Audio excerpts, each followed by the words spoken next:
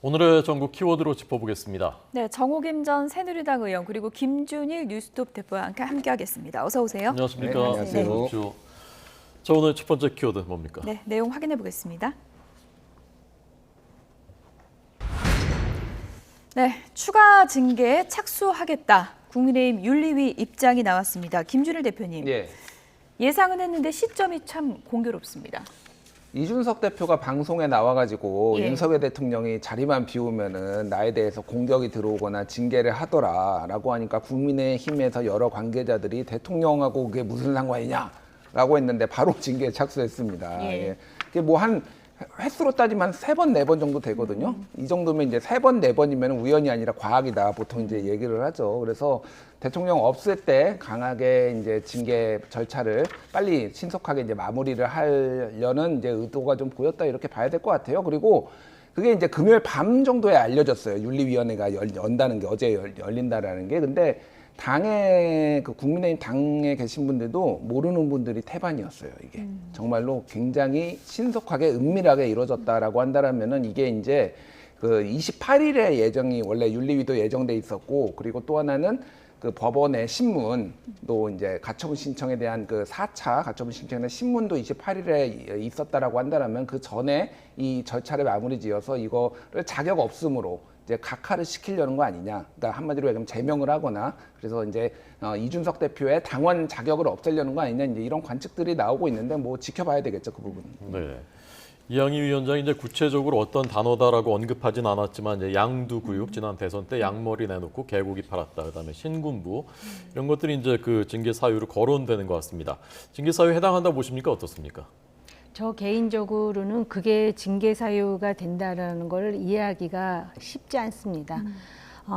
사실 지금 계속해서 이제 그 쟁점이 되는 게 정당의 자율성이냐 아니면 당내 민주주의냐. 그런데 실제로 지금 우리 현 시대의 보수가 추구해야 될 게 자유민주주의라는 것하고 법치라는 거잖아요. 그리고 특히 국민의힘에서는 자유를 강조하지 않습니까? 그 자유에 있어서 가장 중요한 게 아마 사상의 자유, 또 표현의 자유가 아닐까 싶은데요.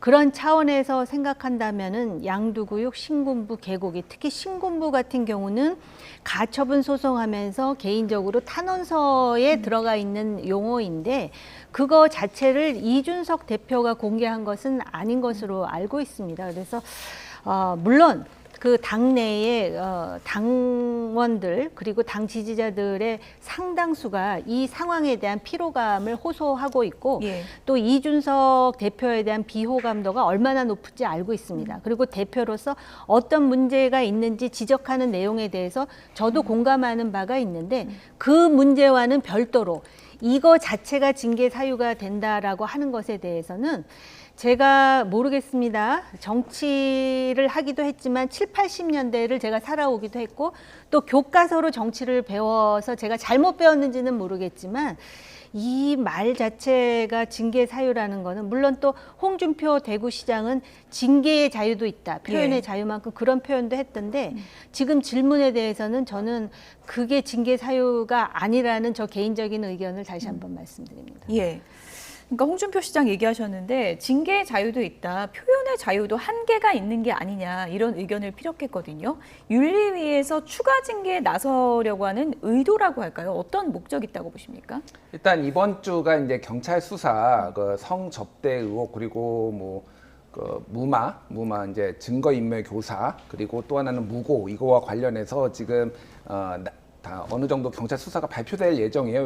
왜냐하면은 그 김성진 대표가 주장하는 바가 2015년 9월 23일에서 25일 정도에 추석 선물을 줬다. 이거를 포괄 일죄로 봐가지고 거기까지 공소시효를 늘려서 하면은 그게 이제 23일이거든요. 그래서 예. 경찰에서 발표를 한다라는 겁니다.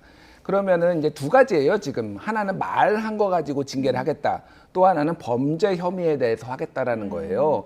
근데 지금 전체적으로 보면은 그 이제 성접대에 관해서는 공소권 없음으로 나올 확률이 높은데 나머지 관련해서 이를테면 무고라든지 이런 것에 대해서 이를테면은 여지를 주고 그런 것들이 이제 어떤 뭐 경찰 발표에 들어간다라고 하면은 그거를 가지고 징계를 할 수 있다라는 네. 겁니다. 그래서 아까 말씀드렸듯이 징계를 함으로 인해서 이준석 대표의 자격을 당원 자격을 없앰으로 인해서 가처분 신청 자체를 각하. 그러니까 각하는 그러니까 자격이 없어서 생기는 문제거든요. 예. 그러니까 법원이 취하는 판단이거든요. 그러니까 그거를 노리는 거 아니냐. 그래서 이제 이게 이제 지금 빠르게 진행이 되고 있다 이렇게 봐야 될 것 같아요. 네.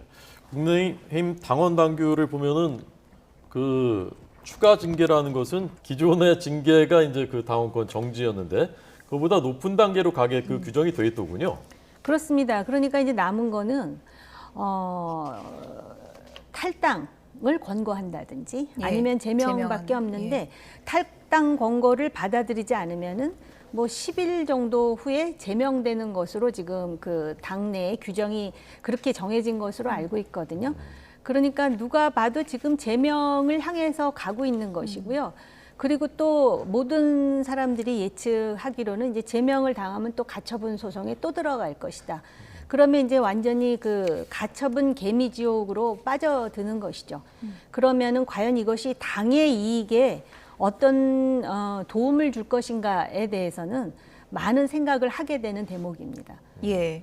근데 앞서 이제 설명을 해주셨지만 이제 가정입니다만 만약에 이제 제명이 나올 경우에 가처분에서 각하가 되는 것이고 더 이상 뭐 비상 상황이니 아니니 이런 논란이 이제 필요 없게 되는 상황으로 가는 건가요?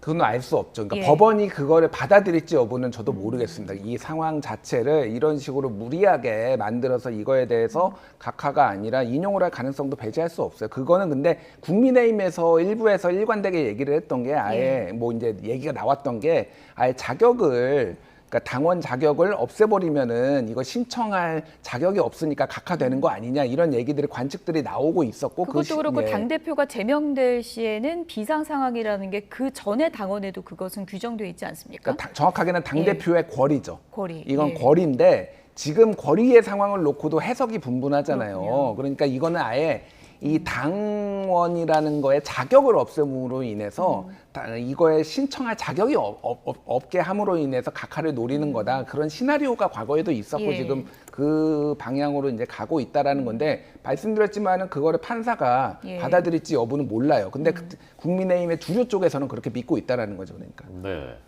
이 윤리위원장이 이양희 그 과거에 이제 삼김시대 소속 이철승 그분의 따님이고 유엔 미얀마 특별 인권 특별 보고관을 지냈었고 그래서 이제 많은 사람들은 사실상 윤핵관이 좌지우지하는 것 아니냐라고 이제 보는 시각이 많지만은 정진석 비대위원장 오늘 강직한 분이고 누구한테 휘둘릴 사람이 아니다라고 얘기했던데 어떤 시각이십니까?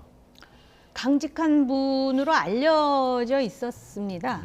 그런데 이번에도 사실 그 이준석 대표의 징계는 원래 의원들이 원래 요청하니까 또 그걸 인정한다 그러면서 지금 징계를 하는 그 계시로 들어갔고 또 사실은 이준석 대표 외에도 지금 윤리위원회에 올라가 있는 몇몇 케이스가 있는 것으로 알고 있는데 딱 이 타이밍에 많은 그 정당 내의 인사들도 모르는 상황에서 주말에 그런 윤리위가 열려서 징계를 개시한다 그랬고 지금 일정이 있잖아요. 경찰 수사 이제 결과도 나올 예. 것이고 또 28일이라는 날은 이제 가처분과 관련해서 신문이 결정된 날이고 뭐 그리고 또 이준석 대표와 관련한 공소시효도 이제 얼마 안 남은 것으로 또 돼 있고요.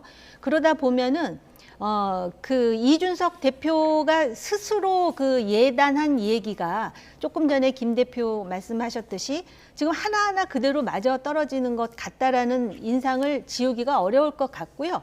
비단 이준석 대표가 그런 예단을 하지 않더라도 정치판에 이런 식으로 그 예상한 대로 갔던 사례도 있었던 것 같습니다. 근데 이제 보통 일반적으로 누군가가 이렇게 예상을 하면은 그 예상대로 안 하려고 애를 쓰는 움직임이라도 있는데 그래 너 그렇게 예측했어? 그래도 난 내 길을 간다라는 식으로 지금 이렇게 가고 있다라는 상황이 제3자가 볼 때는 흥미로울지 모르지만 이게 지금 이게 자유민주주의인가? 이런 생각이 솔직히 듭니다. 정치학을 공부한 사람으로서. 예, 근데 저는 좀 궁금한 게요. 윤리위라는 게요. 일반적으로 윤리위를 이제 평소에 잘 이해하기는 쉽지 않으니까 당의 의사결정 기구에서 좀 독립돼 있는 그렇습니다. 기구 아닌가요? 예. 독립적으로 지금 하고 있다고 하면서 예. 그러니까 정진석 비대위원장이 또 그런 얘기를 한 것 아니겠습니까? 그 윤리위원장은 지금 독립적으로 한다라는 것을 강조하기 위해서 그러는데 실제로 왜 사람이 그런 게 있잖아요. 심증과 물증과 정황적 증거가 다르듯이 지금 이렇게 돌아가는 분위기를 보면은 그런데 이거를 딱 그렇다라고 단정하기에는 다들 아니라 그랬고 심지어는 이준석 대표가 대통령이 어디 해외에만 나가면 자신에 대한 압박이 들어온다 그랬을 때 또 그거를 비판했던 당내 비대위원의 목소리도 있었거든요. 그런데 어쨌든 결론은 지금 그렇게 가고 있고 저도 그래서 쉽게 예단하자면 제명될 것 같습니다. 네. 어제 오늘 나온 여론조사 결과 중에 국민의힘 지지층에서는 해법으로 이제 이준석과 결별해야 한다가 예. 굉장히 높게 나온 조사 결과 하나 있었고요. 예. 그다음에 한국갤럽에서는 주요 정치인들의 비호감도 조사 중에 예. 이준석 전 대표가 가장 비호감도가 높다. 그래서 여론은 좀 이준석 대표 쪽한테 좀 악화돼 가는 것 아니냐라고 보는 시각들이 나왔습니다. 예, 악화됐죠 이미. 악화됐고, 그러니까 그냥 좀 쉽게 생각을 해보면은 예전에 금태섭 의원이 조국 사태와 관련해서 조국 장관은 조금 비판하는 스탠스를 취했다가 이제 사실상 쫓겨났잖아요. 네. 그러면은 민주당 지지자들한테 저거 어떻게 해야 되냐 그러면은 금태섭과 결별해야 한 60% 나왔을 겁니다. 그러니까 이게 국민의힘 지지자들이 저렇게 생각하는 건 어떻게 보면 당연해요. 그러니까 너무 시끄럽고 저거를 만들어낸 사람이 지금 책임이 있다라고 하지만 그게 옳은 방향이었냐. 결국은 민주당이 정권을 잃은 거에 시초는 저는 금태섭 의원을 저렇게 내보낸 것부터 시작됐다고 저는 개인적으로 보거든요. 그러니까 다수연합을 만들지 못하고 계속 소수파로 고립되는 그 길인데, 그러니까 이게 저렇게 나왔다고 해서 옳은 거는 아니다. 저는 그렇게 말씀을 드리고, 이 정도로 시끄러우면은 이준석 대표 뭐 비호감도 올라가는 건 당연하죠. 근데 이준석 대표는 정치를 길게 봅니다. 뭐 지금 만 37세잖아요. 이 정권 끝나도 만 42세입니다. 예. 그리고 그 이후에도 보기 때문에 본인은 본인의 길을 이제 가고 있다라고 보고, 그 결과가 어떻게 될지는 모르겠으나 이게 좀 무리하다라는 거는 아마 굉장히 많은 분들이 생각을 하실 거예요. 네.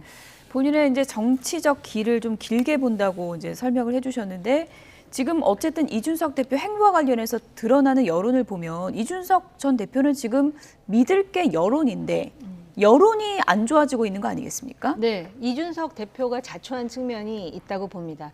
조금 전에 이제 금태섭 의원하고 비교를 하셨는데, 적어도 금태섭 의원의 경우에는 문제 제기를 하더라도 굉장히 날 것 같은 언어를 써가면서 굉장히 이렇게 막 뼈를 이렇게 치는 것 같은 뼈 때리는 예. 그런 식의 용어 구사는 하지 않았던 것 같은데, 한국의 정치 문화에서는 그런 태도 문제도 굉장히 중요하거든요. 예. 그러니까는 이렇게 달을 가르치는 손을 볼 때 달을 가르치고 있다라는 것만큼 중요한 게 그 손이 어떤 식으로 손가락이 어떻게 돼 있고, 이거를 굉장히 중요하게 생각하는 한국의 정치 문화 코드가 있거든요.